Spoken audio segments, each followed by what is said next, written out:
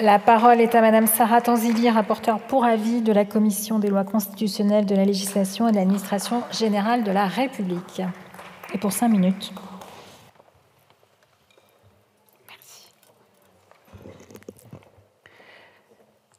Madame la Présidente, Monsieur le Ministre, Messieurs les rapporteurs et présidents de commission, mes chers collègues, c'est avec plaisir que je présente devant vous pour la 2e année consécutive un budget justice et accès au droit en forte hausse. Il est la traduction concrète de nos engagements, pris d'abord devant les acteurs de la justice à l'occasion des États généraux, puis devant les Français lors du vote définitif du projet de loi d'orientation et de programmation justice il y a quelques semaines. Après une augmentation de 8% pour 2023, nous assumons une hausse de plus de 5% en 2024, permettant de dépasser pour la première fois la barre symbolique des 6 milliards d'euros uniquement sur les missions justice et accès au droit. Ces moyens supplémentaires doivent permettre à l'institution judiciaire de réaliser ses objectifs prioritaires, réduction des délais d'audiencement et des stocks d'affaires en attente, amélioration des conditions de travail des agents et meilleur accompagnement des justiciables. Concernant la justice judiciaire, la hausse des crédits est à nouveau très soutenue, avec une augmentation de près de 10%. Elle correspond d'abord au financement nécessaire pour tenir les engagements en matière de recrutement de personnel, tant attendu par l'institution.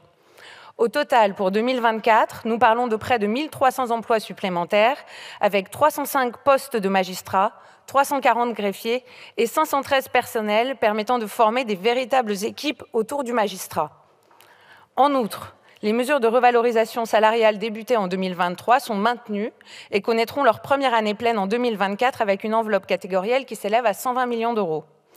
Enfin, un effort budgétaire important est consenti pour resserrer le maillage territorial des maisons de justice et de l'accès au droit, avec une augmentation de plus de 9% des crédits, et en faveur des associations d'aide aux victimes, avec une hausse de 4% de l'enveloppe qui leur est consacrée.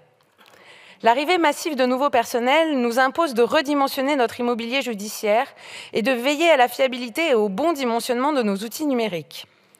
En la matière, un constat s'impose d'emblée. Les moyens budgétaires qui y sont consacrés présentent des trajectoires ambitieuses, avec une augmentation de 35% des crédits de paiement de l'action 6 du programme 166, qui vont permettre de financer rénovation et extension, et un nouveau plan de transformation numérique très attendu. Notre immobilier judiciaire fait face à 2 contraintes majeures. D'ordre symbolique d'abord, avec la nécessité d'incarner la solennité de l'institution judiciaire, et de volume ensuite, avec l'impératif d'accueil des nouvelles recrues. Plusieurs mécanismes sont déjà mis en place pour maximiser les espaces, la densification, le partage de bureaux ou la réserve foncière ou immobilière. Malgré cela, de façon temporaire, des prises à bail seront inévitables. Je tiens à souligner ici la nécessité de prendre en compte, dans le cadre de la programmation immobilière, le principe de mutabilité des services publics afin de ne pas s'engager dans des opérations immobilières inadaptables à l'avenir. Par ailleurs, la gouvernance de l'immobilier judiciaire apparaît complexe et peu lisible pour les acteurs de terrain. Les mécanismes de déconcentration de la décision et des moyens au niveau régional et local, tels qu'initiés par le garde des Sceaux, sont donc les bienvenus.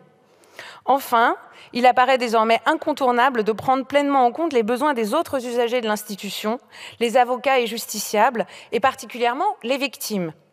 Cette prise en compte fine des victimes fut particulièrement bien réalisée lors de la construction de la salle dite des grands procès, dont je tiens à vous dire quelques mots.